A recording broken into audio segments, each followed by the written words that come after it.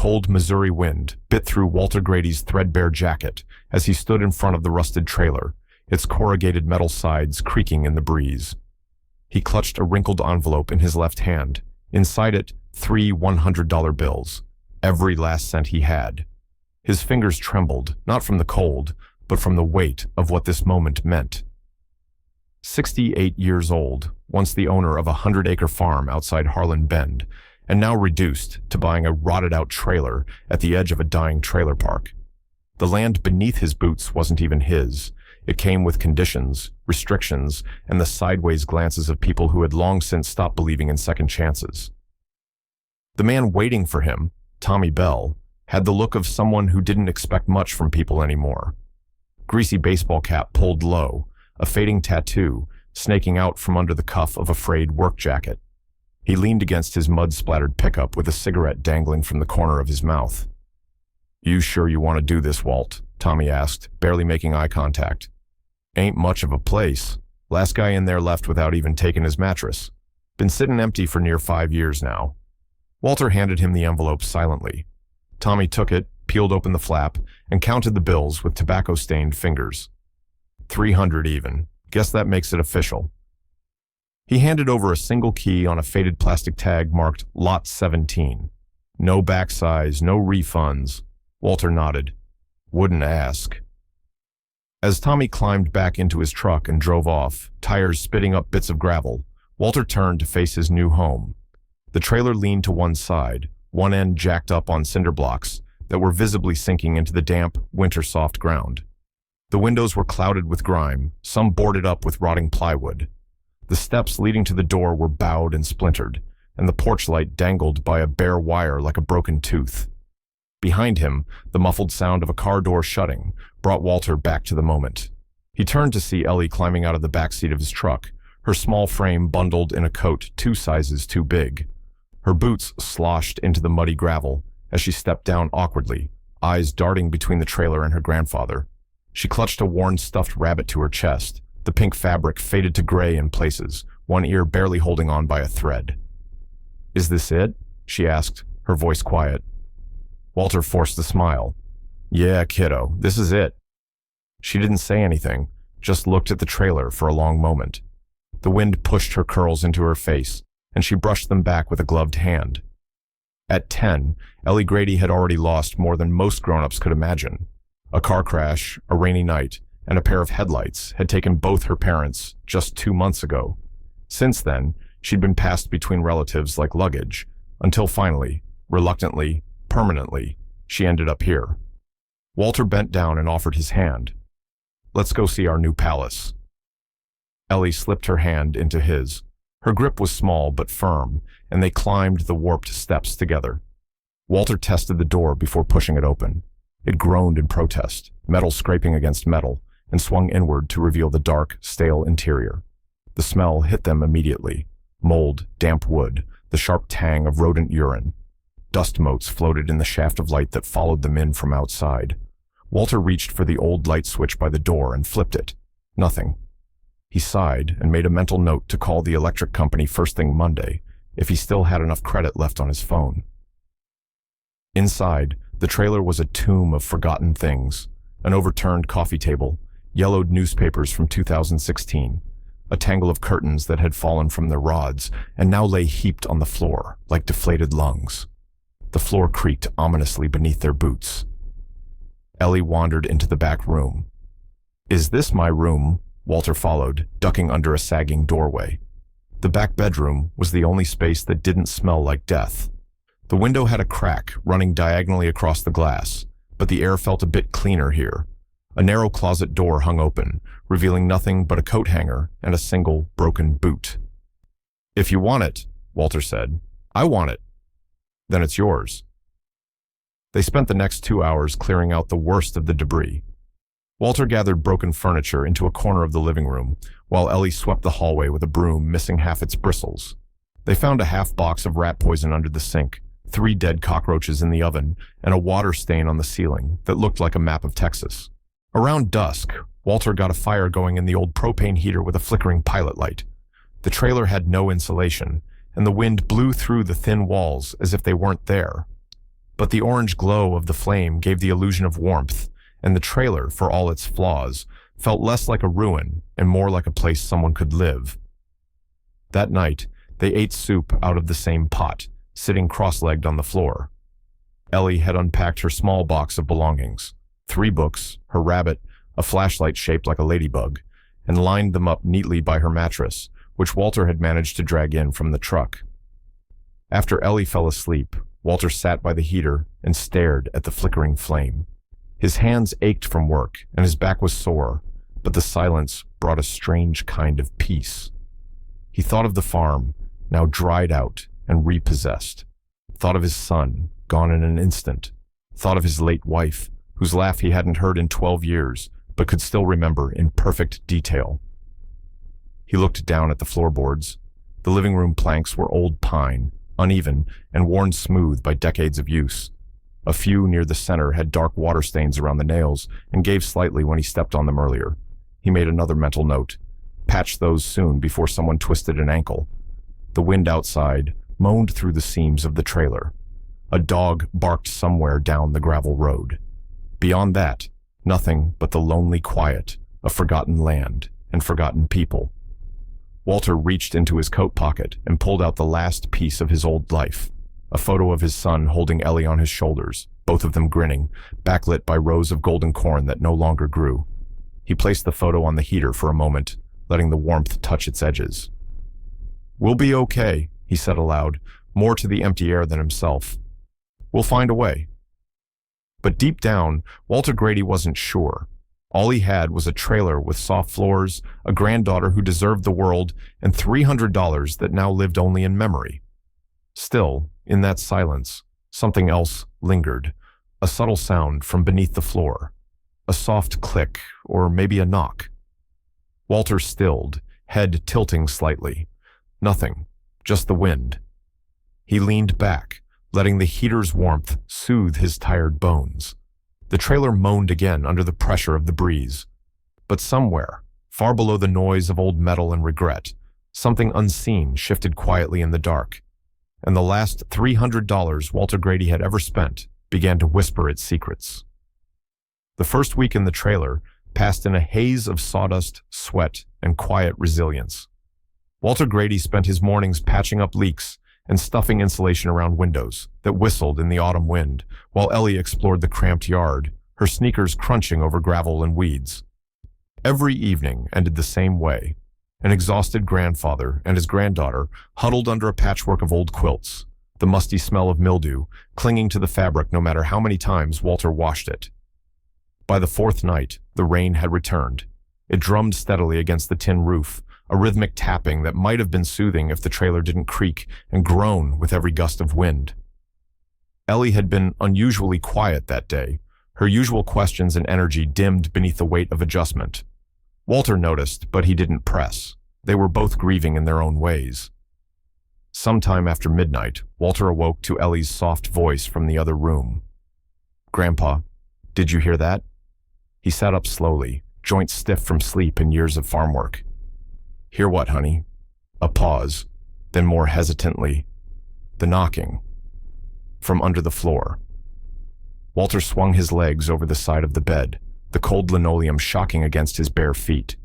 He padded quietly into the hallway, then peeked into Ellie's room.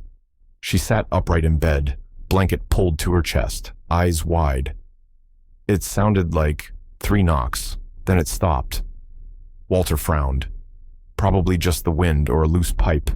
These old trailers make all kinds of noises. Ellie didn't look convinced, but she nodded and lay back down. Walter stood in the doorway for a moment longer, listening. Nothing. Just the rain and the occasional moan of the trailer, shifting on its uneven foundation. The next day, Walter tried to shake the unease. He tore up a section of soft linoleum in the kitchenette, revealing water-stained plywood.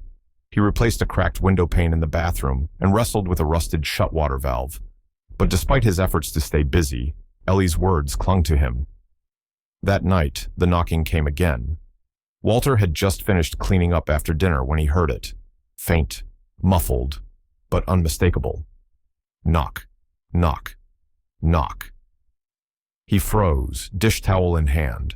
The sound had come from the living room floor. For a moment, he stood perfectly still, straining his ears. Then it came again, softer, but still there. He set the towel down and stepped cautiously into the living room. The overhead light flickered as he moved. Beneath his slippers, the old wooden floor creaked, a high, splintering sound in one spot near the couch. Walter bent down, pressing his palm to the floor. It felt off, as if there were a subtle give beneath the surface. He knocked on the boards himself, slow and firm. The wood answered with a dull, hollow echo. He glanced over his shoulder to make sure Ellie hadn't woken, then shifted the couch aside. The spot beneath was darker than the surrounding boards, stained with age and something that might have once been water, or something else. Walter pressed down again. The board flexed slightly, just enough to suggest there was space beneath it, but there was no trapdoor, no handle, nothing to hint at a crawl space. The next morning, he asked Ellie what exactly she'd heard. "It was like someone knocking from underneath," she said. "Not loud, but like they were waiting." Walter chuckled, trying to keep his tone light. "Maybe we've got a ghost that's bad at directions." Ellie gave him a look. "Ghosts aren't real, Grandpa, but maybe it's something else. Maybe there's a secret room, like in those mystery books I read." He ruffled her hair. "Well, if there's a secret room under our floor, it better be paying rent." That afternoon, Walter stopped by Tommy Bell's office at the edge of the trailer park. The small building smelled of stale coffee and old cigarette smoke. Tommy, in his usual oil-stained cap and flannel, looked up from a stack of paperwork. "Need something, Grady?" "Just wondering," Walter began, choosing his words. "You ever hear anything strange about Unit 17, the one I bought?" Tommy leaned back in his chair, the vinyl squeaking. "Strange how?" "Noises, under the floor. Maybe something left behind." Tommy scratched at his chin. "That place. Last guy who lived there, old fella named Rex, moved out real sudden. Said the trailer made weird noises. Never went into details. Figured he was just senile." Walter raised a brow. "Weird how?" Tommy hesitated. "Said he'd wake up at night to knocking sounds. Claimed it was coming from under the floorboards. Even tried to tear one up, but he didn't get far. Took off a week later. Didn't even want his deposit back." "You don't think there's animals or something under there? Rats?" Tommy shrugged. "Could be. But I've had that place on the market for years. No one wanted it, even for cheap. You're the first in 5 years to even look twice." Walter mulled that over on his walk back. The wind had picked up, stirring dead leaves into whirls along the gravel path. He didn't believe in ghosts, never had. But something about the sound, and the way Ellie described it, unsettled him more than he cared to admit. That night, he sat on the edge of his bed, long after Ellie had gone to sleep. Rain tapped the roof again, softer this time, as if eavesdropping. He stared at the floor, the space between the boards, and the memory of that hollow thud. Knock, knock, knock. This time, it didn't come from the rain. The next morning brought with it a damp chill that clung to the trailer's thin walls. Walter sat at the small kitchen table, sipping lukewarm coffee from a chipped mug, staring out the foggy window. Ellie was still asleep, her small frame bundled beneath a mound of blankets on the pull-out sofa. Despite the creaking floor and the questionable insulation, she had managed to sleep through the night. Walter, on the other hand, had not. The tapping noises had returned, 3 sharp knocks beneath the living room floor, like fingers drumming on wood from the wrong side. He had laid awake for hours, heart pounding, straining to hear. At one point, he'd tiptoed across the room, careful not to wake Ellie, and pressed his ear to the floorboards. Nothing, just silence and the hum of the old refrigerator. But he hadn't imagined it. That much he was sure of now. By mid-morning, Walter decided he'd had enough of guessing. He pushed aside the coffee, grabbed his toolbox from the hallway closet, and returned to the spot near the center of the living room where the noise always seemed to originate. The floor creaked under his boots, not unusually, but enough to make him pause. He knelt down and tapped his knuckles across the planks, listening. One section sounded different, hollow. He ran his fingers along the seam of the boards. The wood was old, softened by moisture and time. With the claw of his hammer, he carefully pried up one of the warped planks. It came free easier than he expected, splintering at the edges. Beneath it, insulation had long since deteriorated into dust, and under that, darkness. Walter frowned. The crawl space beneath the trailer wasn't supposed to be this deep. He expected to see dirt, maybe some busted PVC piping or animal nests. Instead, there was a cavity. He pulled up another plank, then another. The opening widened to reveal a squared hole, roughly 3 feet by 3 feet, and a cold draft of stale air rolled up into his face. He fetched a flashlight and aimed the beam downward. Stairs. Wooden stairs, narrow, aged, and steep, descended into the earth below the trailer. The walls of the shaft appeared to be lined with rough-hewn timber, now gray with mold and water stains. He blinked, unsure if his eyes were playing tricks on him. A basement? That didn't make sense. Trailers didn't have basements. Not here, not in Missouri flood country. His heart thudded as curiosity battled common sense. He glanced back at the sofa where Ellie still lay asleep, then returned to the hole. The flashlight trembled slightly in his grip as he lowered himself onto the first step. The air grew colder with each descent. Dust floated in the beam of light, swirling like ash. The stairs groaned under his weight, but held. 8 steps later, Walter stepped onto a dirt floor. The room was barely 10 by 10, with low timber supports bracing the walls. Cobwebs stretched between ceiling beams. Shelves lined one side of the space, some broken, others still holding rusted jars and old paint cans. But it wasn't the shelves that caught his attention. It was the stack of metal trunks along the back wall, 3 of them, all the same size, iron latches, coated in years of grime and orange rust. Walter approached slowly, his breath visible in the frigid air.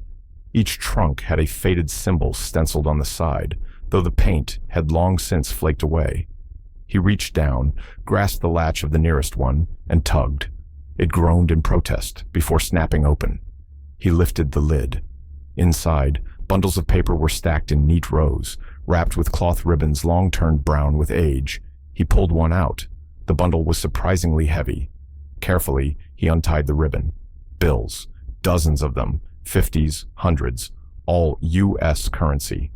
Old, printed with styles and seals he hadn't seen in decades. Some bore dates from the 1930s and 1940s. The edges were crisp despite the years, preserved in the sealed box. Walter's knees buckled, and he sat down hard on the dirt floor, the weight of the discovery sinking in. This couldn't be real. He reached for another bundle, then another, every single one packed with cash. A fortune, forgotten and hidden beneath a trailer no one wanted. His mind raced. Who would leave this here? How long had it been buried? Was it even legal to keep? Was it dangerous to know it existed? He returned to the trunks, examining them more closely now. One had a broken latch and appeared empty. The second was heavier. He opened it, revealing more bundles, this time mixed with ledgers and parchment-bound folders. A smell of old ink and paper filled the space. He didn't have time to dig further. A floorboard creaked above him. "Grandpa," Ellie's voice called from upstairs. Walter startled and quickly shut the trunk, rising to his feet. "Stay upstairs, sweetheart," he shouted. "I'll be right there." "Where are you?" she asked, confused. "Are you in the floor?" Walter glanced one last time at the chests, then hurried back up the stairs, pulling the floorboards into place as best he could behind him. He dusted off his hands and tried to calm his expression before Ellie came around the corner. She stopped short when she saw him kneeling on the living room floor, sweat on his brow, flashlight beside him. "What are you doing?" "Just checking the boards," he said, forcing a smile. "They're soft in some places. Don't want you stepping through and hurting yourself." Ellie looked past him at the disturbed planks but said nothing. That night, after dinner, Walter sat alone at the table, staring at the floor. He hadn't told Ellie about the money. He wasn't sure if he even should. Not yet. Not until he figured out what it meant. He grabbed a notebook and started jotting down everything he could remember. Dates on the bills, the condition of the trunks, the strange, sealed ledgers. He tried to recall what he knew about old currency. Some of those bills hadn't been in circulation since before World War II. He needed help, someone who knew history, someone he could trust. Linda Beck came to mind, the local librarian with a fascination for town records and a stubborn streak a mile wide. She'd helped him once before, years ago, tracing land grants for a neighbor. If anyone could help him understand what he'd found, it would be her. But before he involved anyone else, Walter needed time. Time to go back down. Time to look deeper. The tapping noises hadn't returned that night, but he didn't need them anymore. Now he knew exactly what was beneath his feet, and it was worth far more than the trailer above. The rain had eased off by morning, but a heavy fog still clung to the trees like a shroud. Walter sat at his worn-out kitchen table, the rusted metal lockbox from the cellar resting in front of him. He had barely slept. Every time he closed his eyes, images of the faded bills and the shadowy room below haunted his thoughts. The quiet weight of history pressed down on his shoulders. Curiosity had finally gotten the better of him just after sunrise. Ellie was still asleep, curled under 2 wool blankets in the back bedroom, her favorite stuffed rabbit tucked beneath her arm. Walter took a deep breath, pried open the second metal box, and began carefully removing its contents. At first, it seemed like more stacks of brittle paper, receipts, letters, and ledgers.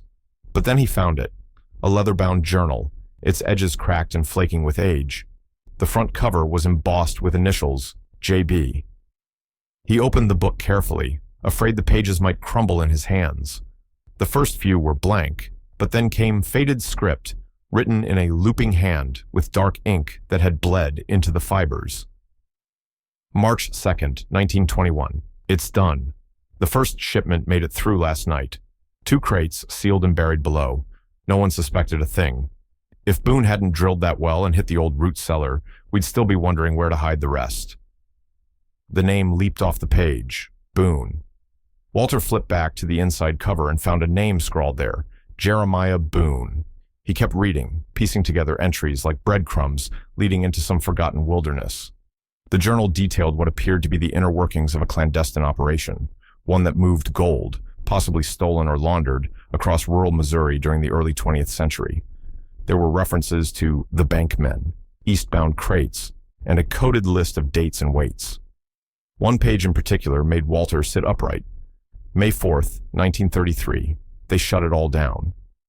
3 men vanished, and the banks locked tighter than Fort Knox.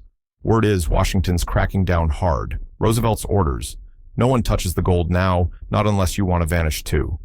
I'm sealing the rest under the boards. If someone finds this one day, maybe they'll understand why we did it. Survival ain't always clean. Walter stared at the final sentence. Roosevelt, 1933. That was the year of the infamous Gold Reserve Act, when private ownership of gold was banned and banks collapsed overnight. Could the boxes in his cellar be tied to one of those vanished institutions? The story was bigger than he'd thought, and far more dangerous. By midday, Walter drove into town with the journal locked in his truck's glove box. He didn't trust himself to carry it in hand. Ellie stayed behind with a neighbor she'd befriended, a retired nurse named Sandy, who'd taken a liking to the girl. The Harlan Bend Public Library was a squat brick building tucked between a post office and a diner. Inside, the scent of old books and floor wax mingled, oddly comforting. Walter approached the front desk where Linda Beck, the head librarian, sat reviewing catalog cards in thick-rimmed glasses. She looked up as he approached. "Walter Grady, been a while." "Linda," Walter said, tipping his cap, "I was hoping you could help me look into something historical." Linda raised an eyebrow. "That sounds ominous." He slid the journal from inside his jacket, gently setting it on the counter. "Ever heard of a man named Jeremiah Boone?" An hour later, they were seated in a back room lit by a single desk lamp, poring over microfilm reels and town records. Linda had set aside everything else the moment she read the journal's opening lines. "Jeremiah Boone was a land surveyor," she murmured, skimming a 1922 newspaper article. "He was involved in a few local zoning disputes back in the 20s. Nothing criminal that I can find, but—" She leaned closer to the screen. "Wait a minute." She enlarged an article dated June 1933. Local bank collapses amidst rumors of fraud. The article detailed the sudden closure of Farmers Trust and Deposit, a regional bank suspected of laundering gold and land bonds. The collapse had triggered a small panic in the region. "They claimed a disappearance of physical reserves," Linda read aloud, "but no charges were ever filed. The records just stop. Walter leaned back, arms folded. You think Boone was tied up in that? Linda looked at him over her glasses. Walter, if what's in that journal is real, and that money under your floor came from this, then yes, absolutely. It's quite possible you found evidence of one of Missouri's most mysterious financial collapses. On his way back to the trailer park, Walter couldn't shake the feeling that he was being watched. He slowed near the gas station and caught a glimpse of someone in a dark pickup idling by the shoulder. The truck had out-of-state plates. Tennessee, maybe? The driver wore sunglasses, despite the overcast sky. Walter turned into the trailer park and parked under the crooked pine near his lot. The truck didn't follow, but his stomach remained tight. Later that evening, as he sat on the porch peeling an apple for Ellie, Tommy Bell wandered over, beer in hand, and a forced casualness in his stride. "Evenin', Walt," he said, plopping into the spare lawn chair. "Heard you've been poking around under your floorboards." Walter stiffened. "Where'd you hear that?" Tommy shrugged, sipping from the bottle. "You know how folks talk. Some old-timer said he saw you carting out rotten wood the other day. Got people wondering what's under there." Walter's voice was flat. "Just fixing a plumbing issue." "Mm-hmm." Tommy studied him. "Just remember, some things are buried for a reason. Sometimes it's better not to go digging too deep." Walter met his gaze. "Sometimes buried things are worth bringing into the light." Tommy smirked, raising the bottle in mock salute. "Suit yourself, old man. Just don't say I didn't warn you." As he ambled away, Walter sat in silence. Ellie was inside, drawing at the kitchen table, safe for now. But whatever was hidden in that cellar, it was no longer just his secret. And secrets like that never stayed quiet for long. The morning sun had barely crested the tree line when Walter Grady sat hunched over his kitchen table, a faded coffee mug warming his calloused hands. Across from him sat Linda Beck, still in her corduroy blazer from the library, flipping delicately through the brittle pages of Jeremiah Boone's journal. The haphazard notes, names, and faded symbols spread across the table like a coded puzzle only time could solve. Walter's trailer was still modest and worn, but the air inside had shifted. It no longer smelled solely of rusted pipes and damp insulation. It now held the weight of history, and both of them knew it. "This isn't just a stash of old bills and tall tales," Linda murmured, tracing her finger under Boone's spidery cursive. "These entries, they're more than ramblings. They're records, smuggling routes, coded transfers. It's a whole underground economy buried under our feet." Walter leaned back, exhaling deeply. "And it was all hid down there, under a rotten plank floor. If Ellie hadn't told me about the knocking, I would have patched it and never known a thing." Linda closed the journal carefully. "That's the part that gets me. The way it was sealed, hidden but not forgotten. Boone wanted someone to find it. He just didn't know it'd be you." He gave a dry chuckle. "If he knew it was going to be a broke old farmer with a limp and a rusty truck, he might have tried harder to keep it buried." She shot him a warm glance. "Or maybe he'd say you were exactly the kind of man meant to find it." Walter didn't answer. He was staring out the window now, eyes narrowed at the horizon. Something had shifted beyond the walls of the trailer, too. A tension, barely visible, but steadily creeping in. Like when the animals go quiet before a storm. Later that afternoon, while Walter was out back working to reinforce the hatch cover with a steel panel from an old chicken coop, Ellie sat on the porch steps with her school books balanced on her lap. Her friend Maddie from next door had stopped by, still in her backpack, chewing on the end of a pencil. "Your grandpa really lives here now?" Maddie asked, peeking over Ellie's shoulder. "Yeah," Ellie replied, a little proudly. "We fixed it up. It's not bad inside." Maddie leaned closer, whispering, "Is it true there's like a secret basement under your trailer?" Ellie blinked, startled. "What? Who told you that?" "You did, dummy," Maddie grinned. "Yesterday, you said your grandpa found stairs under the floor." "Oh," Ellie said quickly. "I was just joking. It's just old junk." But the seed had been planted. By that evening, two boys on bikes rolled past the trailer slower than usual. One of them stood on his pedals, trying to peek through the front windows. Another pair of teenagers walked the gravel road and lingered near the property line, whispering and pointing. Walter noticed every movement. He stepped onto the porch, hands on his hips, face like weathered oak. The boys pedaled off without a word.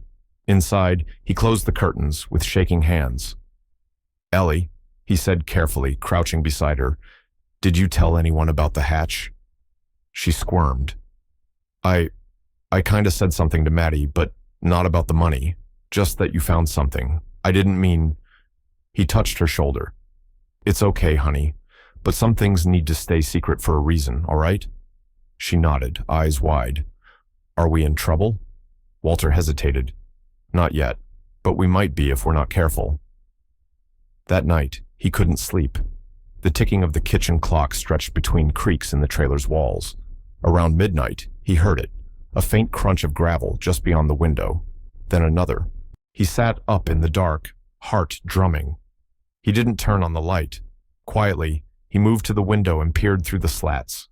A figure stood near the tree line at the edge of the lot, tall, unmoving, just watching. The porch light flickered, casting a dim halo that barely reached the gravel, but the shadow didn't flinch. Walter's grip tightened around the edge of the curtain. Then, just as silently, the figure turned and walked away. He didn't sleep the rest of the night. The next morning, Walter met Linda in the library parking lot. Her jaw tightened when he described the figure. "You sure it wasn't just a curious kid?" she asked, but her voice lacked conviction. Walter shook his head. "Too tall, too still, and it wasn't the first time." Linda opened her tote bag and pulled out a thick manila envelope. "I did some digging last night. Turns out the Liberty Federal Bank collapsed in 1933. Same timeline as the entries in Boone's journal. He was moving gold for someone, maybe even laundering it. One of the names mentioned in the ledger shows up in the liquidation records." Walter looked at her, alarmed. "This isn't just a footnote in history, is it?" "No," Linda replied. "If this is what we think it is, you might be sitting on evidence tied to missing assets that have never been recovered. And if word of that gets out, it already has." She blinked. "What?" "I think someone's watching us, Linda." For a long beat, they stood in silence beside the rusted tailgate of Walter's truck. "I don't want Ellie caught in the middle of this," Walter finally said. "Then you need protection," Linda said firmly. "Not just locks. Legal protection?" He frowned. "You mean a lawyer?" "I know one. Pro bono cases for historical property claims. She's tough, and she doesn't scare easy." Walter looked back toward the direction of his trailer. "Good, because I have a feeling things are about to get harder."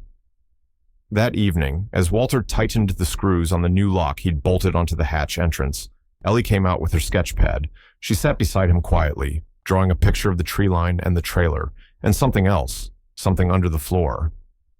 "What you got there?" Walter asked gently. She showed him. "It's our secret room, with treasure and torches on the walls." He tried to smile, but failed. "You know, Pumpkin," he said softly, "sometimes secrets have to stay secrets, even when they're exciting. People don't always want to help. Some want to take." She nodded, like she understood, but she was 10. Understanding was temporary at best. That night, Walter sat outside under the stars, shotgun across his lap, thermos of coffee in hand. The woods whispered with crickets and wind, but his eyes never left the shadows beyond the porch light. He had survived droughts, debts, and the death of everything he'd once built, but now he had something worth protecting again. And Walter Grady wasn't going to let it slip away quietly. It started with a knock at the door. Walter Grady was rinsing off the last of the lunch dishes when the sharp rapping broke the stillness of the afternoon. He glanced through the warped window pane to see a sleek black SUV parked by the trailer, its shine out of place in the patchy gravel lot. A tall man in a crisp gray suit stood waiting outside, his leather shoes dusted with Missouri clay. Walter dried his hands on a towel and opened the door cautiously, shielding his eyes from the glare. The man extended a well-manicured hand, with the air of someone used to being received with importance. "Mr. Grady?" he asked, smile thin but practiced. "I'm William Cavanaugh, Vice President of Strategic Acquisitions for Orion Land Development." Walter shook the man's hand briefly, already uneasy. "What can I do for you?" Cavanaugh's smile widened. Actually, Mr. Grady, it's what I can do for you. May I come in? Just a few minutes of your time." Walter hesitated, then stepped aside. Kavanaugh ducked into the cramped trailer, his eyes scanning the walls and floor like he was measuring the place with his gaze. "I won't waste your time," Kavanaugh began, pulling a folder from his sleek briefcase. "Our company is currently acquiring property in this area for a planned revitalization project. Shopping, residential units, possibly even a recreation center. We believe Harlan Bend is ripe for renewal, and your location is quite central." Walter gave a quiet grunt, unimpressed. "This place is falling apart, and the only thing central here is the mud." "Yes," Kavanaugh said, chuckling politely, "but your trailer sits on a track that's uniquely positioned. We're prepared to make you an extremely generous offer." He slid the folder across the small kitchen table. $120,000, cash. As is. Walter stared at the number for a long moment. It might as well have been $1 million. It was more money than he'd seen in decades, more than he'd made in his last 5 harvests combined. His throat tightened. He imagined what it could do for Ellie: a real home, a new school, security. But he also imagined the rusted lock beneath the floorboards, the heavy chests, the brittle documents, and the secrets they whispered in the dark. He closed the folder and slid it back. "I appreciate the offer," he said, "but I'm not interested in selling." Kavanaugh tilted his head, as if he hadn't quite heard correctly. "I'm sorry?" "I said no." There was a beat of silence. Then Kavanaugh stood, smoothing his suit. "I understand. These things can take time. If you change your mind, my number's in the folder." Walter didn't respond. He followed the man to the door, watching as he stepped into the SUV. The tinted windows swallowed him whole, and the vehicle reversed down the dirt road without a trace of dust in its wake. That night, Walter sat on the edge of his recliner, the folder unopened on the table. He stared at it like it might explode. Ellie was in her room working on a puzzle, her feet swinging beneath the fold-out table. She didn't know about the offer yet. Walter didn't plan on telling her, but the next day something changed. When he picked Ellie up from school, she was unusually quiet. Her ponytail was frizzy, and her backpack hung lower than usual, as if it had been yanked. Walter waited until they were back in the truck before he asked, "Everything okay today, sweetheart?" Ellie hesitated, biting her lower lip. "Some boys. They said something weird." Walter's hands tightened on the steering wheel. "What did they say?" "One of them, Tanner something, he said his uncle told him we live on Moneyland. And then the other boy said, he said if my grandpa doesn't sell, bad things might happen." Walter felt his blood run cold. "What do you mean, bad things?" Ellie's eyes welled up, but she blinked quickly. "He said I should tell you to stop snooping around under the floor, that it's dangerous, that you should sell the trailer and not say anything to anyone." Walter pulled over to the side of the road, his heart pounding. "Did they touch you, threaten you in any way?" Ellie shook her head. "Just words, but they looked serious." Walter stared out the windshield at the rust-colored horizon. The farmland beyond the road shimmered in the late afternoon heat, but in his chest, a storm was gathering. That night, Walter called Linda. "You were right," he said the moment she picked up. "They're watching us." Linda was silent for a beat. Then, "What happened?" Walter told her everything. The visit from Kavanaugh, the boys at school, the not-so-veiled threat. She listened without interruption. "You need to report this," she said firmly. "To who?" Walter barked. "The sheriff's cousin runs a dirt hauling crew for Orion. You think anyone in this town is going to stand up to a company with money?" Linda's voice didn't waver. "Then we go above them. We document everything. I'll help you file a report with the Missouri State Historic Preservation Office. We'll start a paper trail. Make this thing too visible to bury." Walter leaned back in his chair, closing his eyes. "I don't want Ellie getting hurt." "She already is," Linda said gently. "And if you give in now, it won't end. Not for her, not for you." Walter opened his eyes. His gaze landed on the folder from Orion still sitting on the table. The same table where Ellie did her homework. The same spot where he'd read the first lines from Jeremiah Boone's journal. "No more hiding," he said. By the next morning, Linda had already arranged for a meeting with a regional preservation attorney in Springfield. She also brought over a camera and helped Walter photograph every inch of the chamber, every chest, every brick, every page. She stored the photos in multiple places, a USB drive, her personal cloud account, and even mailed a copy to her cousin in St. Louis. Kavanaugh wants this buried, she told him, so we make it unburyable.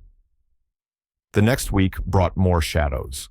Walter noticed a black car idling across the road late at night, headlights off. Ellie reported someone watching the school parking lot from a pickup truck she didn't recognize.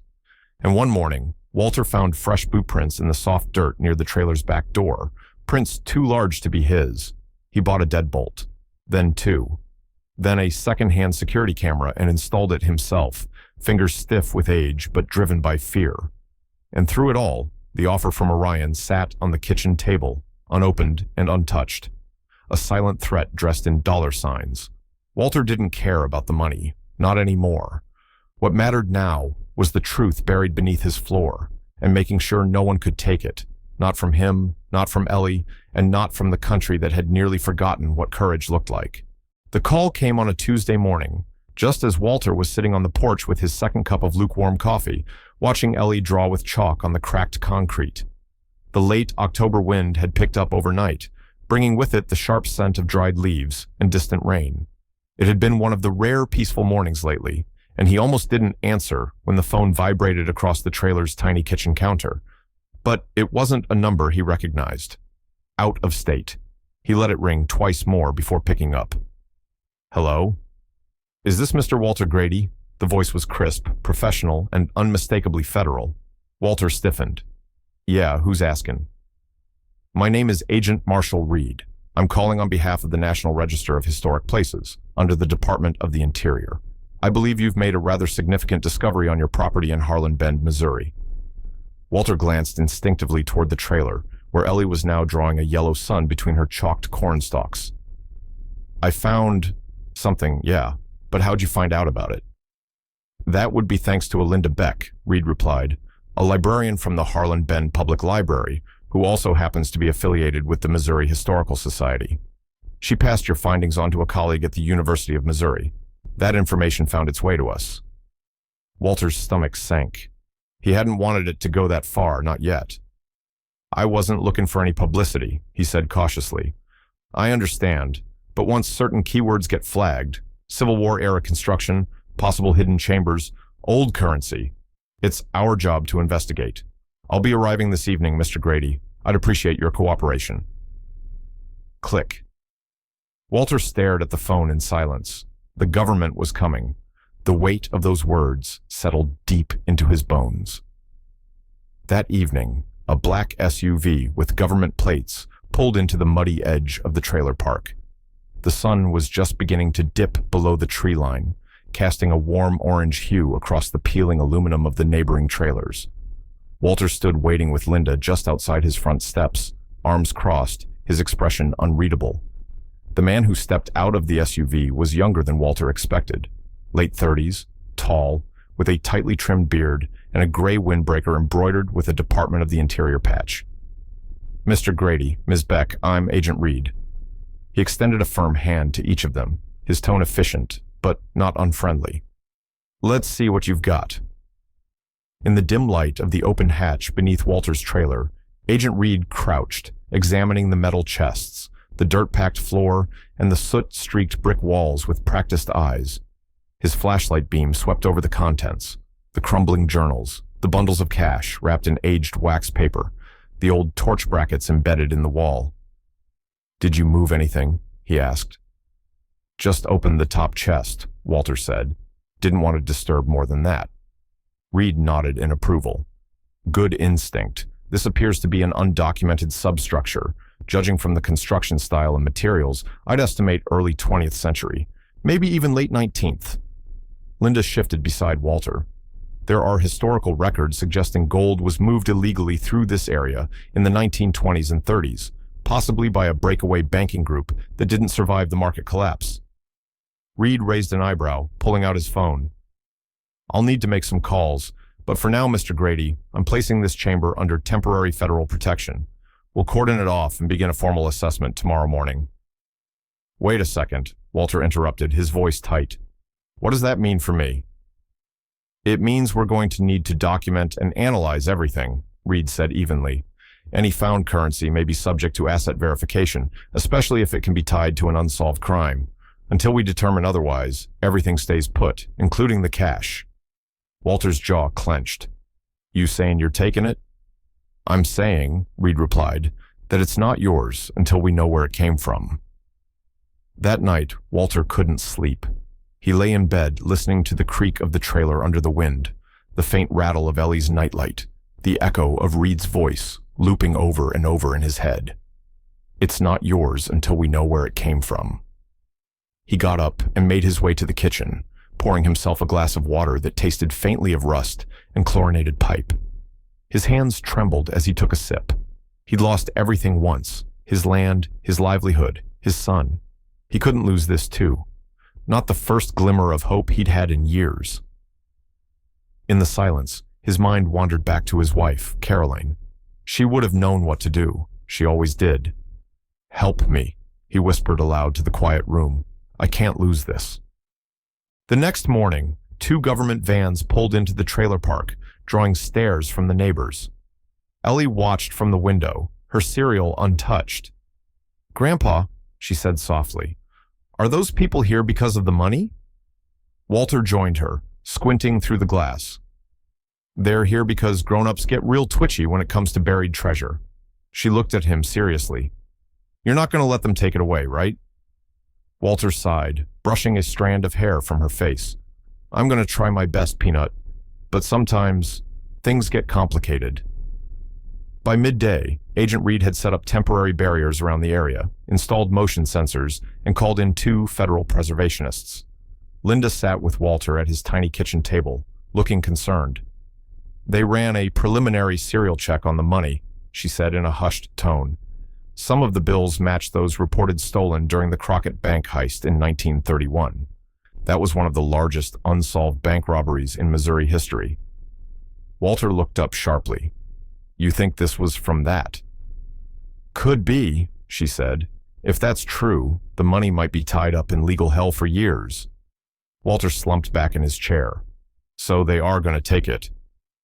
Not necessarily, but you need representation, Walter. A good lawyer who understands property rights, historical land claims, someone who can fight if this goes federal. Walter rubbed his eyes. I can't afford a good lawyer. Linda gave a tight smile. You couldn't afford a trailer either, and here we are. That night, as the agents packed up their gear and the trailer park settled into uneasy silence, Walter sat alone in the chamber beneath his home, knees stiff, heart heavy. He lit a lantern Linda had brought him, a replica oil lamp from the library's history corner. Its warm glow flickered across the old bricks, casting shadows on the haphazard piles of bundled notes and rusted hinges. He opened the journal again. Jeremiah Boone's words, blurred with age, seemed to stare back at him like a ghost. This is our insurance. Should the world collapse above us, may this hidden vault remain, a keeper of truth, and perhaps redemption. Walter closed the book slowly. Redemption. He'd come to this place broken, with only a trailer and a child he barely knew. Now, buried beneath rot and rust, was a chance to matter again, to protect something that outlasted wars and lies and time, but only if they let him, only if he fought. The wind outside the trailer had picked up, rattling the loose aluminum siding like bones in a rusted cage. Walter Grady sat at the small kitchen table, thumbing through the fragile pages of Jeremiah Boone's journal again. A single lamp cast a soft glow over the room, its halo barely reaching the edges of the darkened living area. Ellie was asleep on the pull-out cot in the next room, her soft breathing the only sound besides the groaning trailer walls. Walter glanced at the clock, 12:17 a.m. He pushed the journal aside and rubbed his face. He hadn't been sleeping much, not since the government visit, not since word of the vault had started trickling through town in whispers and sideways glances. Even now he could feel it, that gnawing tension in the air, like the world was holding its breath. Then it came. A metallic clink, faint but deliberate. Walter froze. Another sound followed, a shuffle outside the window, low voices, footsteps in the gravel. One set, then 2, maybe more. His stomach sank. He reached slowly under the kitchen sink and retrieved the rusty old shotgun he kept more out of tradition than practicality. It hadn't been fired in years, but it was loaded. Moving carefully, he peeked through the side window. A black SUV was parked just beyond the trailer row, its lights off, idling quietly. Shadows moved near the edge of the porch. Then, the doorknob jiggled. Walter backed away and whispered, "Ellie." She didn't stir. He moved fast, crossing the room and crouching beside her. "Ellie, honey, wake up." Her eyes fluttered open. "Papa?" "Quiet now. We need to go right now." She blinked, disoriented, but saw the look on his face and didn't argue. He scooped her into his arms, her arms wrapping instinctively around his neck. The door rattled again, harder this time. He crept toward the back of the trailer, heart pounding so hard he could hear it over the wind. The back door creaked open slowly. He stepped onto the rickety steps and into the night. Behind him, the front door burst open. A loud crash split the silence. Someone had kicked it in. Walter didn't look back. He ducked low, sprinting between the trailers, his feet crunching on gravel as he ran into the shadows. The cold air stabbed at his lungs, but he didn't stop. He reached Tommy Bell's trailer 2 rows over and banged on the door with his elbow while still holding Ellie close. "Tommy, it's Walt. Open up." The door flew open faster than he expected. Tommy stood in boxers and a threadbare t-shirt, holding a pistol in one hand and a phone in the other. "Get in," he barked. Walter hurried inside. "Call the sheriff, now." Tommy was already dialing. Inside the trailer, Ellie clung to Walter's side, eyes wide but silent. "Is it bad guys?" she whispered. Walter nodded. "They're here for the hatches, the vault Tommy hung up. Sheriff's on the way, 5 minutes out. You okay?" "I think there were at least 3 of them," Walter said. "Maybe more. Came in quiet, knew where to go." "You think they were after the money?" Walter didn't answer. His hands were shaking. Tommy walked over to a cabinet and pulled out a heavy-duty flashlight. "I'll go check your place." "Are you crazy?" Walter snapped. "They could still be in there." "I was Army, Walt, not suicidal." Tommy shoved shells into the pistol's chamber. "I'll take a wide flank. See what I see." Walter stood. "I'm coming." Tommy looked at him for a beat, then nodded. "Stay behind me." They crept back through the trailer park together, every gravel crunch sounding louder than it should. The front door of Walter's trailer hung open, its frame splintered. A flickering flashlight beam cut through the inside. A man's voice rang out from within. "Found it!" Tommy motioned for Walter to hang back and moved around the side. The sound of rummaging grew louder. Suddenly, a scream tore through the night, followed by a crashing thud. Tommy surged forward. "Sheriff's Department, drop it!" he shouted, aiming his weapon as he stepped into the threshold. Walter heard the scuffle, grunting, a loud crash, then silence. He rushed in behind Tommy and found him standing over a man in black with a ski mask, half torn off, groaning and holding his ankle, twisted at a sharp angle. The trapdoor to the vault had been pried open. "They were trying to haul out the boxes," Tommy said, pointing to one of the rusted chests half dragged across the floor. They knew exactly what to look for. Another SUV peeled away from the far side of the lot, its tires spitting gravel as it disappeared into the darkness. Sheriff Dupree arrived moments later, blue lights casting a dizzying strobe through the trailer park. "You okay, Walt?" Dupree asked, after assessing the scene. "We're fine," Walter replied hoarsely, "but they were after the money, and they knew where it was." The deputy cuffed the injured man and began reading him his rights. Tommy leaned in close to Walter and said quietly, "My dad used to tell me stories about a stash buried out here, back when this place was just farmland. Everyone thought it was folklore. Guess not." Walter didn't reply. His eyes were fixed on the damaged trapdoor, the chest halfway out, the room once secret now exposed. The deputy approached with a wallet he'd pulled from the suspect. "Name's Darren Cole. Works security for a firm called Kavanaugh Strategic Holdings." Walter's heart dropped. "Kavanaugh," he said, barely above a whisper. Sheriff Dupree looked grim. "You know it?" Walter nodded slowly. "They made me an offer on this land. I turned it down." The sheriff whistled low. Well, seems like someone didn't take kindly to rejection. Walter turned to Tommy. They're not going to stop. Tommy's eyes narrowed. Then we make damn sure they don't get another shot. Outside, as the sheriff's deputies taped off the trailer and loaded the injured man into a patrol car, Walter returned to Tommy's trailer to find Ellie wide awake, clutching her stuffed rabbit. He dropped to one knee beside her. It's over now, honey. We're safe. She looked at him, eyes fierce despite her fear. They tried to take our secret. Walter pulled her into his arms and held her close. And we're going to fight to keep it, sweetheart, no matter what it takes. But deep inside, he knew this was only the beginning. The morning air in Harlan Bend carried a weight it hadn't known in decades. The town buzzed with talk of Walter Grady's upcoming court hearing.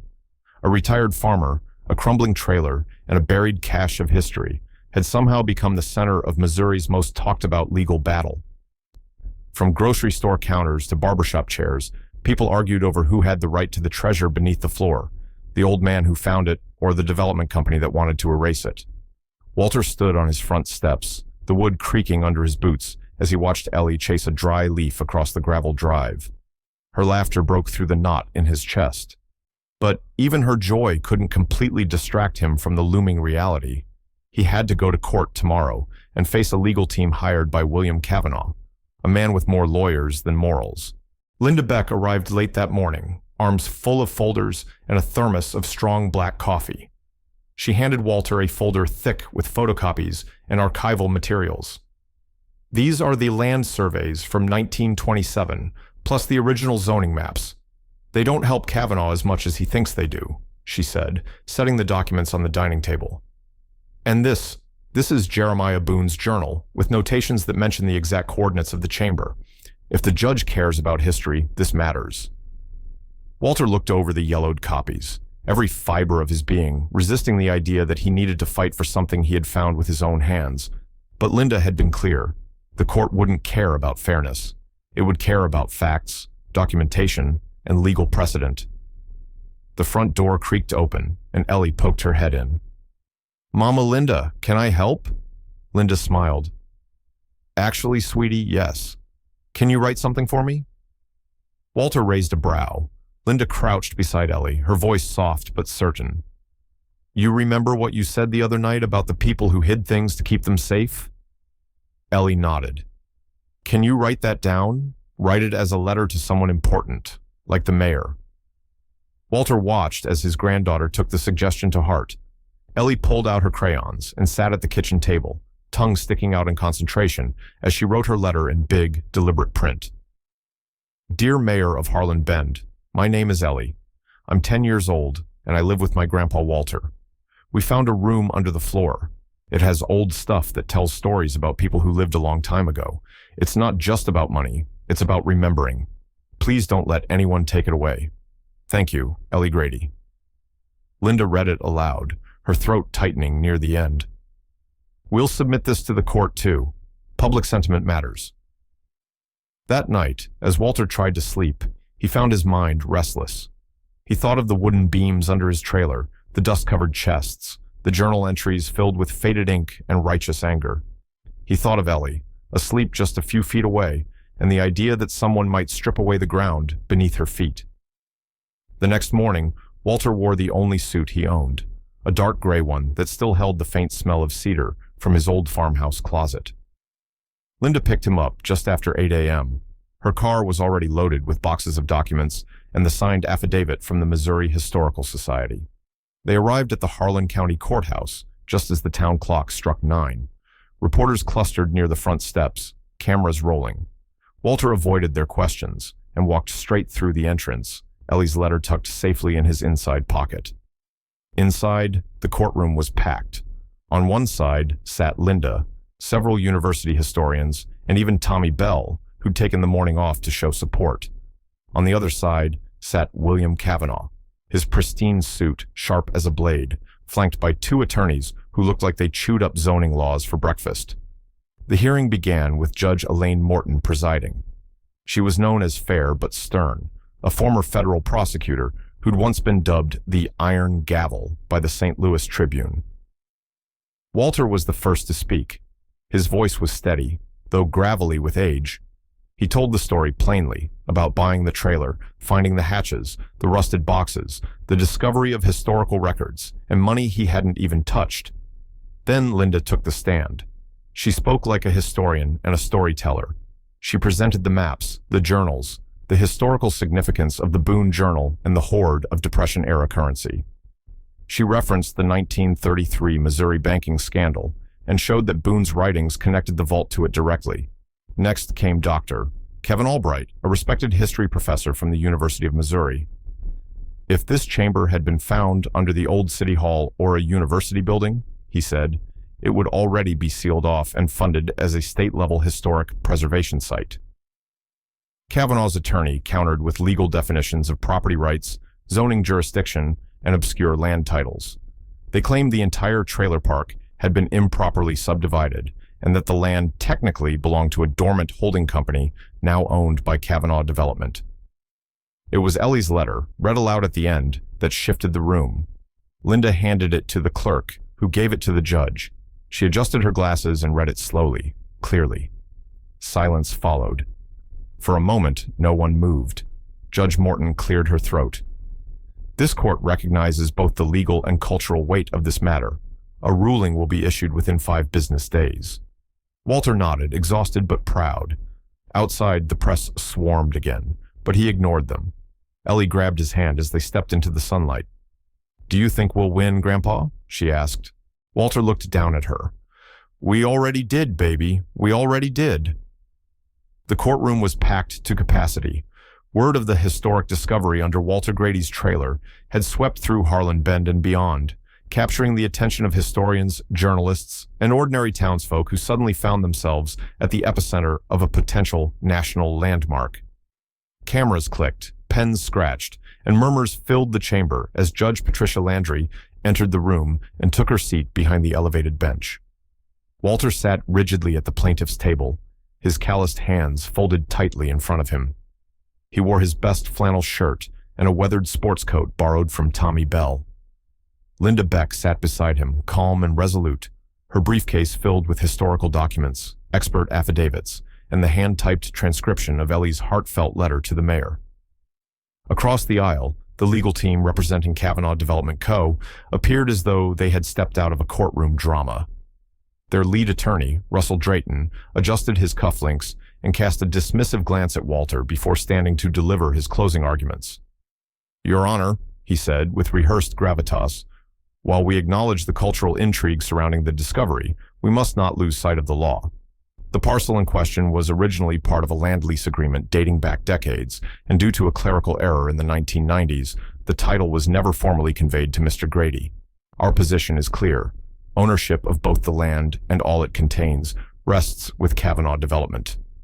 Linda rose calmly in response. "With all due respect, Your Honor, that claim might carry weight, if not for one glaring fact. Mr. Grady has maintained, occupied, and paid taxes on that land for over 10 years. He has maintained it, protected it, and more importantly, uncovered a site of national historical significance. To take this discovery from him now would not only be legally suspect, but morally indefensible."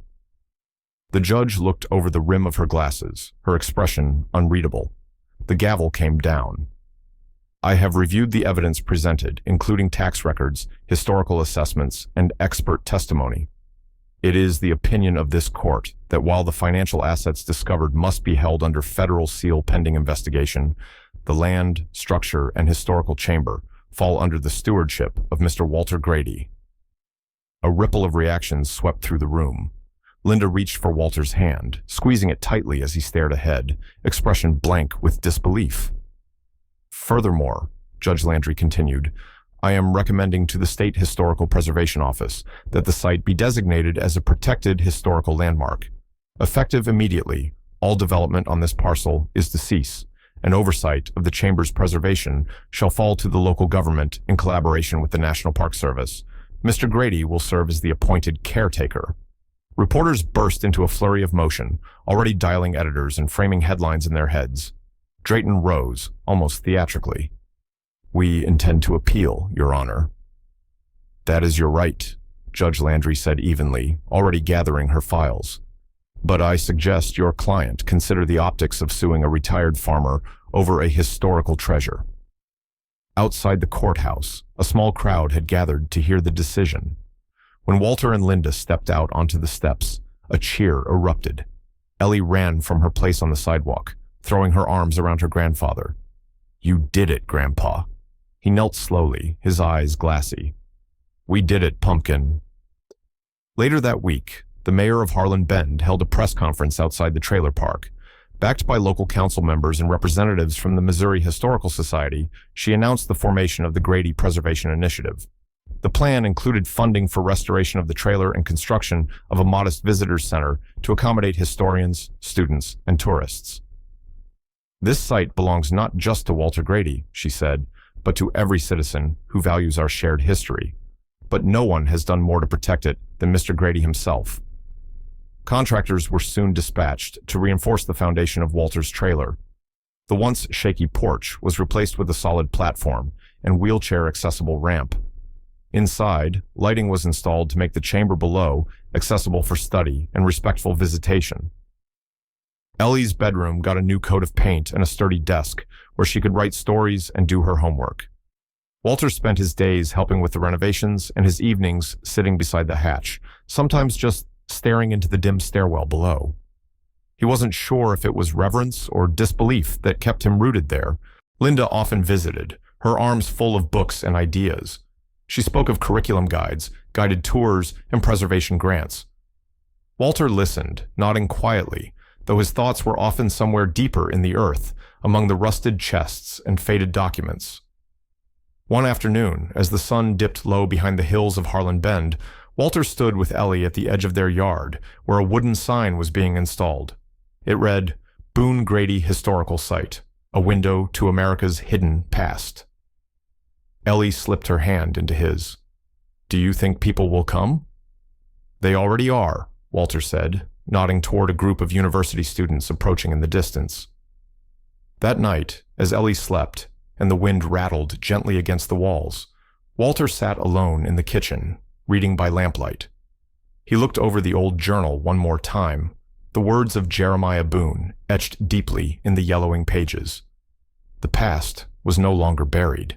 It was alive, humming beneath their feet, whispering stories to those willing to listen. And Walter Grady, once just an old farmer with nothing left to lose, was now its steadfast guardian. The early morning sun spilled golden light across the trailer park, now freshly paved and lined with rows of newly planted oak saplings. A modest crowd gathered near a freshly painted sign that read, "The Grady Historical Preservation Center." Beneath it, carved into the bronze plaque, were the words, "Dedicated to those who preserved the forgotten, so others may remember." Ellie stood front and center in a blue dress with white daisies, her hair braided neatly down her back. Her hands trembled slightly, not out of fear, but out of sheer pride and disbelief. She adjusted the sash around her shoulders that read, "Young Storyteller of the Year." The local paper had called her the Heart of Harlan Bend, and she wasn't entirely sure what that meant, but the way Grandpa Walter beamed when they'd said it told her it was something worth holding on to. The crowd hushed as the mayor stepped to the microphone. "We gather here today not just to open a historical center, but to honor a legacy. This isn't the story of a government grant. This is the story of an old farmer, a little girl, and the courage it takes to care about the past when the future looks uncertain. And in the center of it all," he said, turning to Ellie, "stood a 10-year-old who reminded us that even children can guard history with grown-up grace." Ellie's name was called, and she stepped forward to applause. She wasn't used to microphones, but she'd practiced. "When I found out there was a secret room under our trailer, I thought it was something out of a movie, but then I realized it was real. Real people lived there, hid there, and they were scared. But brave. Like Grandpa says, bravery isn't about not being scared. It's about doing the right thing, even when you are." Walter stood off to the side, wiping at the corners of his eyes with an old red handkerchief. He couldn't remember the last time he'd cried in public. Maybe when Mary passed, or when they lost the farm. But this was different. These were tears of something he hadn't felt in a long time. Peace. After the ceremony, the crowd filtered into the converted trailer, which now resembled more a rustic museum than a former home. Walter had kept as much of the original character intact as possible, the creaky floors, the wood-paneled walls, but with reinforced supports, fireproof displays, and track lighting to guide visitors through. Down in the preserved chamber, visitors walked softly, whispering as if the walls might still carry the voices of the past. The old safe boxes, left in their original place, were protected by plexiglass, and the floor had been sectioned off so no one could damage the delicate footprint of the hidden space. On one wall, Ellie had drawn and painted a mural showing how she imagined the chamber had looked 100 years ago. Flickering lantern light, huddled families, and a woman in a bonnet holding a child close. Linda Beck had insisted on calling that mural Through Ellie's Eyes. She was the one who made sure it was printed on the visitor guide. Upstairs, a modest display showcased the first edition of Linda's book, Beneath the Rotten Floorboards, nestled between copies of Jeremiah Boone's weathered journal and facsimiles of the legal court ruling. The book had become a local bestseller, and universities were now using it in their public history programs. Linda had been invited to speak at symposiums and panels, but she always said the real experts were Walter and Ellie. Walter didn't see himself that way. Not an expert, not even really a historian. Just a man who'd finally had something worth holding on to. But even he had to admit, the trailer now hummed with a kind of life he'd never expected. Late that afternoon, after the last school tour had finished, and the informational video had looped one final time, Walter returned to the kitchen table where it had all started. A letter sat waiting for him, handwritten, the envelope lined with pale blue ink. It had arrived earlier that week, but he'd waited until today to open it. Something told him it deserved a quiet moment. The return address read, E. Boone, St. Louis, Missouri. He unfolded the letter slowly. Dear Mr. Grady, my name is Eleanor Boone. I'm the granddaughter of Jeremiah Boone, whose name I understand you've come to know well. My father kept his journal tucked away in a chest until he passed, always calling it one man's burden and another man's warning. When I heard the news about your discovery, about the chamber, the money, the book, I knew I had to write. For generations, my family has carried fragments of a story we couldn't quite piece together. We knew he left town under mysterious circumstances, that he spoke of regret in his final years. But until now, I didn't know the full truth.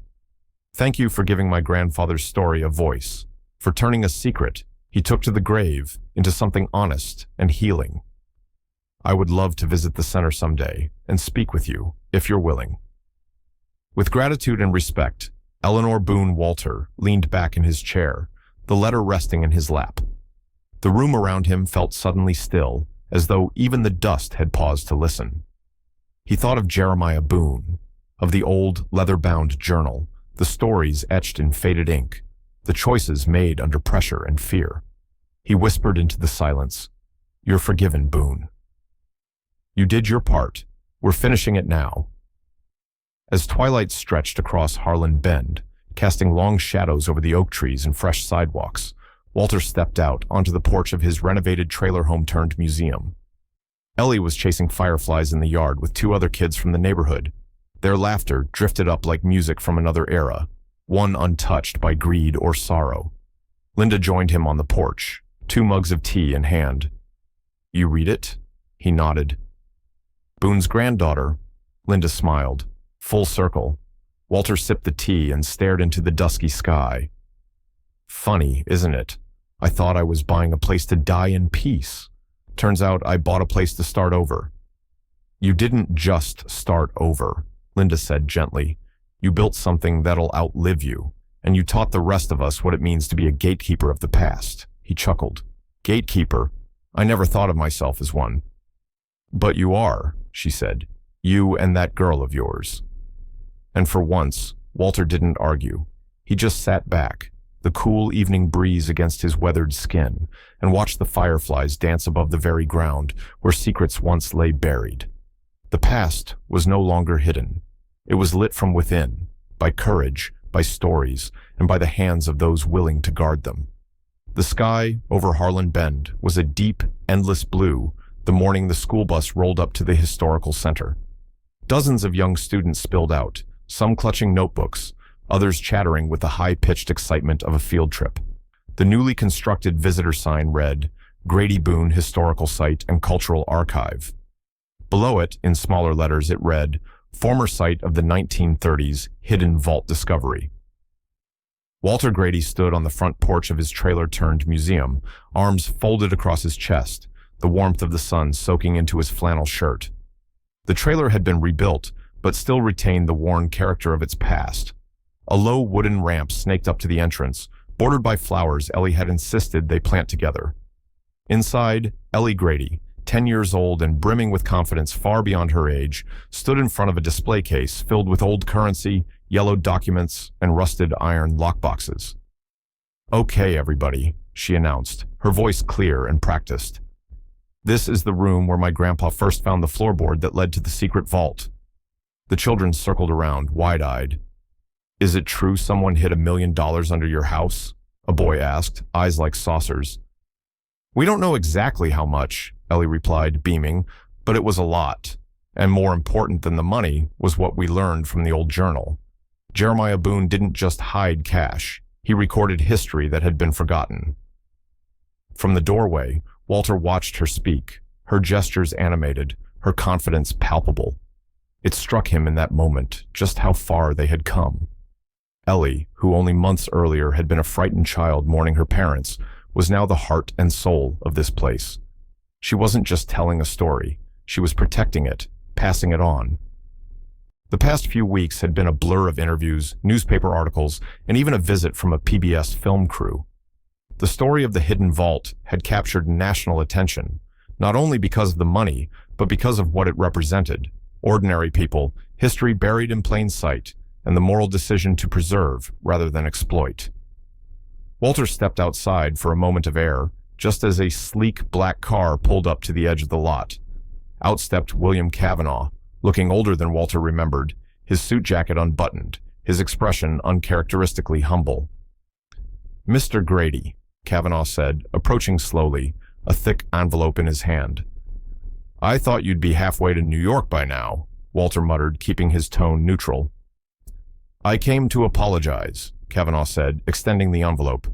Inside is a personal letter of apology and a certified check, $500,000, for the Historical Scholarship Fund, no strings. Walter studied the man. Cavanaugh's eyes no longer held the sharp, acquisitive glint of conquest. Instead, they were tired, maybe even sincere. Why? Walter asked. Cavanaugh exhaled slowly. Because I finally realized that some things can't be bought. Because your granddaughter wrote me a letter last week that made me sit down and really think. And because my grandfather worked on these grounds too. He never told us much, but maybe he knew. Maybe this is my way of making it right. Walter took the envelope without a word and nodded once. You did the right thing. A little late, but better late than never. As Cavanaugh drove off, Walter stepped back inside to find Ellie finishing her tour. The children were asking questions about the documentary that had aired last week. Buried in Time, The Grady Vault Discovery. A 1-hour feature that had drawn nearly 10 million viewers nationwide. It had brought scholars, tourists, and history buffs from as far as Oregon and Vermont. After the children left, Walter and Ellie sat on the bench just outside the trailer. The sun was beginning to dip below the horizon, casting long golden beams across the yard. They really liked it, huh? Ellie said, swinging her legs. They loved it, Walter replied, and they learned something too. Ellie glanced sideways. Do you think my parents would be proud of us? Walter swallowed the lump in his throat before answering. I know they would, especially of you. A moment passed in silence before Ellie whispered, I want to keep doing this. I want to keep telling stories, Grandpa. Not just ours, but other people's too. Walter smiled. Then that's what we'll do. One story at a time. In the weeks that followed, the scholarship fund began receiving applicants. Ellie helped review the first essays. Linda's book, Beneath the Rotten Floorboards, had hit regional bestseller lists. The town council voted to name the public square in front of the center Boone Circle, in honor of the man who'd left behind more than just money. Walter, once a forgotten old farmer with nothing but sorrow and memories, now found himself the steward of legacy. The trailer that had nearly collapsed around him became a symbol of rebirth. And Ellie, with her wide eyes and endless questions, had become more than his reason to keep going. She had become the storyteller of a new generation. As summer turned to fall, Walter planted a sapling near the edge of the property. He named it Hope. "It's for you," he told Ellie, "so you always remember what can grow from the hardest ground." And in the wind, rustling through the leaves, the memory of everything they'd uncovered whispered on, a story not buried, but blooming. And if this story moved you, if it made you pause, reflect, maybe even tear up, hit that subscribe button.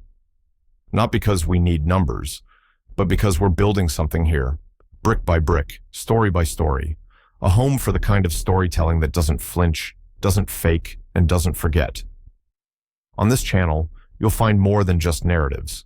You'll find a tribute to resilience, to the land, to the quiet dignity of those who refuse to disappear. And trust us, what comes next is just the beginning. You won't want to miss what's coming. Subscribe, comment, share, stay with us. Because in a world that moves too fast, we're here to slow down. And remember who we are. We'll see you in the next one.